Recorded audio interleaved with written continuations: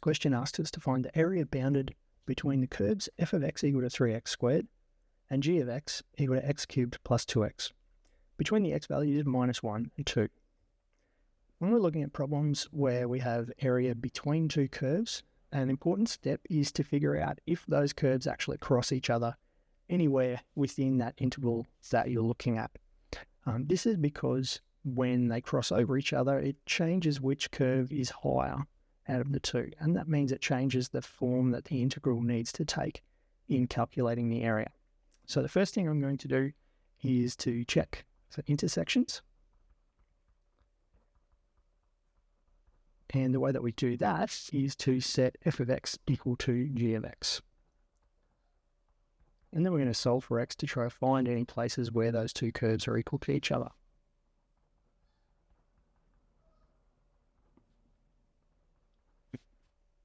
So if I substitute in what the two functions are, we're going to have 3x squared equal to x cubed plus 2x. And now I'm just going to rearrange that and try to find a way that I can solve that equation. I'll bring everything over to the left side. So I'll have x cubed minus 3x squared plus 2x is equal to 0. I can't solve that generally, but I can see that there are common factors of x in all of the terms, so I'll pull that out. I'm left with x outside of x squared minus 3x plus 2. And I can see that that one's a quadratic. So I could use the quadratic formula. I can see that's a pretty standard quadratic that I can factor though, so I can do that. Still have the x, and then I'm going to have x minus 2 and x minus 1 as the two factors of the quadratic. Okay, so null factor theorem tells us that we're going to have solutions of x equals 0, x equals 2, and x equals 1 for that equation. So those are the places that intersections occur between f of x and g of x. And the intersections that are going to be important to us are at x equals 0 and x equals 1, because they fall within the interval that we're going to look at the area over. X equals 2 is on the end there, but that doesn't really matter because we're going to stop our integral at 2 anyway. So we don't really need to worry about that one. It does mean, though, that altogether our area is going to be equal to the area from -1 to 0, plus the area from 0 to 1, plus the area from 1 to 2. And I'm splitting it up in that way so that I make sure that I'm calculating those integrals appropriately. Now we need to figure out which function is the higher of the two functions, or the greater of the two functions in these different intervals. And in this particular case, I only really need to figure it out in this one right here. That's going to be the easiest one for me anyway, because that's going to tell me which one's higher there. Then because they intersect at 0, we're going to be able to flip them in this integral. Then they intersect again at x equals 1, so we can flip again for the final integral. So when the x value is negative, f of x is going to square that x value, so it's going to be positive.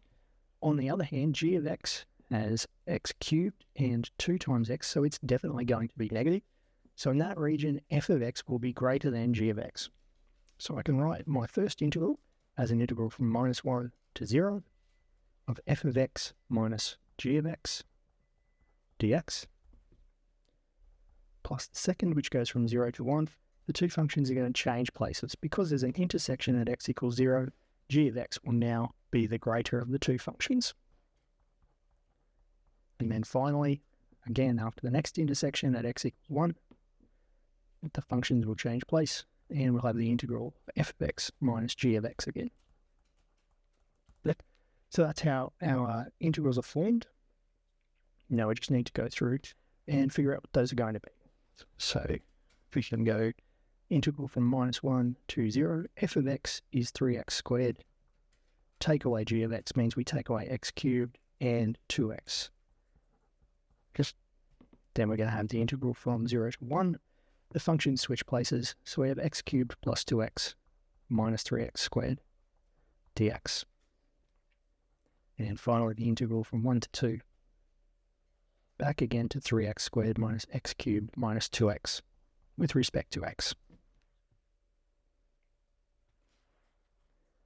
If integrating those functions, we're going to have x cubed minus x to the 4 on 4 minus x squared, and that'll be from minus 1 to 0. And we have plus x to the 4 on 4 plus x squared minus x cubed, and that's going to be from 0 to 1. And finally, back to x cubed minus x to the 4 on 4 minus x squared from 1 to 2. Next, we're going to substitute in our x values. When we substitute in x equals 0 here, all of those terms will be 0. So we're just going to have 0 there. Take away substituting minus 1 into each. We'll have minus 1. The minus 1 to the 4 will become positive 1, and that's over 4 with a minus out the front. Minus 1 squared will be 1, but we're taking it away. Yes. Then we'll have plus. We're substituting in x equals 1 in each of these places. So we'll have 1 on 4 plus 1 minus 1. Take away. Substituting x equals 0 in will give us a bunch of zeros. And lastly, substituting 2 in, we're going to have 2 to the 3 is 8. Take away 2 to the 4, which is 16, go for 4. And minus 2 squared is minus 4. And take away, I'm going to substitute x equals 1 into each of those. We have 1, take 1 on 4, take 1. Okay, now cleaning all of that up and simplifying, we're going to end up with 11 and 4 over 2.75. Again, we'll say units squared because no units were given.